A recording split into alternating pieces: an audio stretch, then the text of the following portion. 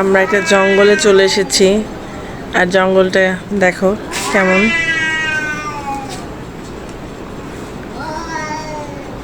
আমি জঙ্গল খুব পছন্দ করি।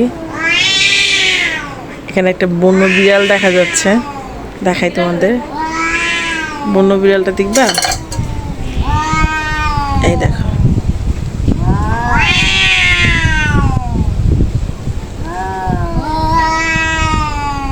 কান্না করিস না। এদিকে কাঠ বিড়ালও নাকি আছে, যদি এখন থাকে দেখাতে পারতাম। এদিক দিয়ে সবসময় চলাচল করে, এদিক দিয়ে যাতায়াত করে সবসময়।